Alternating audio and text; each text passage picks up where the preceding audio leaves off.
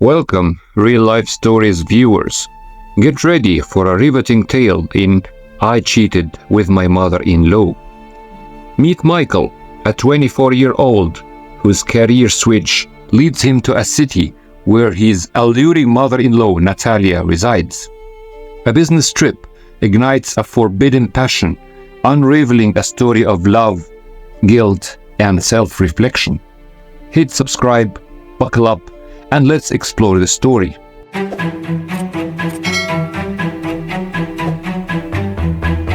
My name is Michael, a 24-year-old happily married man with a beautiful daughter named Jenny. 3 years ago, I tied the knot with Michelle, my loving wife. At that time, I had just graduated from college and embarked on a new career in the business field. Initially, I was confined to the office, spending hours in front of a desk. However, I quickly realized that this sedentary work was not for me. I craved more excitement and, of course, a higher salary. It was during this time that I learned about the potential earnings from business trips. Intrigued by the prospect, I decided to switch to a more dynamic job that required extensive travel to various cities and towns. One of these business trips led me to the city where my mother-in-law, Natalia, resided. Until then, our interaction had mainly been limited to phone conversations and occasional visits. Natalia, a strikingly beautiful blonde with an hourglass figure and captivating charm, worked as a doctor at a regional hospital. On the day of my arrival in her town, I reached out to Natalia, eager to see her. She warmly welcomed the opportunity to meet and suggested that we stop at the store to buy groceries as a way to celebrate my visit. I agreed, as the day had been long and exhausting. As we entered the darkened evening, we quickly prepared dinner and sat down at the table. In addition to regular groceries, my mother-in-law also bought a bottle of whiskey. The alcohol served as a relaxation aid for both of us, and it didn't take long for us to engage in flirtatious banter. The compliments flowed and the chemistry between us became palpable. Natalia, seemingly enjoying the attention, responded in kind. It was evident that she understood the implications of our attraction, even though we both knew it was morally wrong.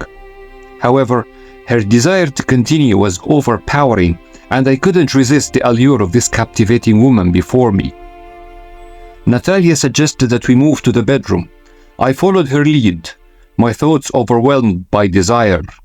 As she prepared the bed in the living room, her actions inadvertently seductive, I succumbed to temptation. My ardor intensified as the night progressed, and we became lost in a whirlwind of passion. The next morning, as the sun radiated warmth and hope, the weight of yesterday's worries seemed to dissipate. Natalia was already up, and we enjoyed a delicious breakfast together. In the light of day, her beauty was undeniable, and though the guilt lingered in my heart, I couldn't help but appreciate her exquisite features. As we finished breakfast, Natalia began clearing the table. I observed her every movement, admiring the curves of her body. Our physical intimacy had awakened the hunger within me that lingered. However, guilt started nibbling at my conscience, and I couldn't ignore the consequences of our actions. Eventually, unable to bear the guilt any longer, I confessed everything to Michelle, my wife. Understandably, she was devastated by my betrayal and asked for time apart to contemplate our future together. We decided to seek marriage counseling in an attempt to salvage our relationship.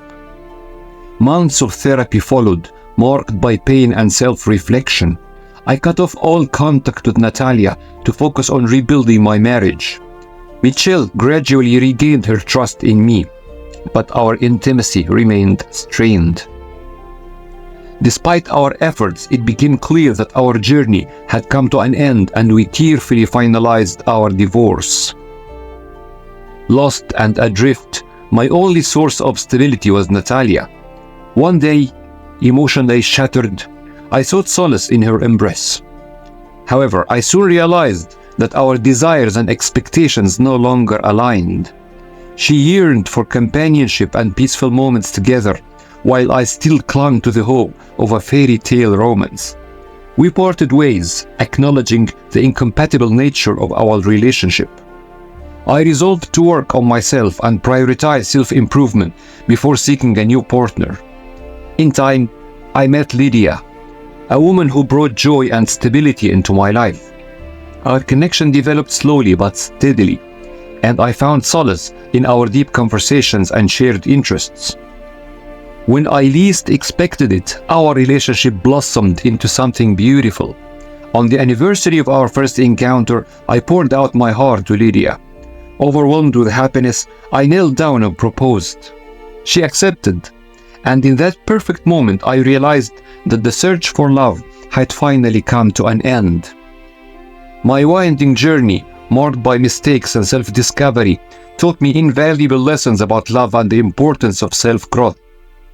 While my relationship with Natalia was inherently wrong, it served as a catalyst for personal transformation. Natalia will always hold a special place in my heart, as she unwittingly pushed me to become a better person. Today, I am grateful for the wisdom and experience gained from loss. I have found a partner who appreciates me for who I have become, and I am finally home. And there you have it. That's all we have for today. If this story touched your heart and you're hungry for more real-life tales that resonate, make sure to hit that subscribe button. Don't forget to ring the bell to stay updated, because we've got a treasure of captivating stories waiting just for you, where every story is a chance to connect, empathize, and discover the magic of the human spirit. Stay tuned for more.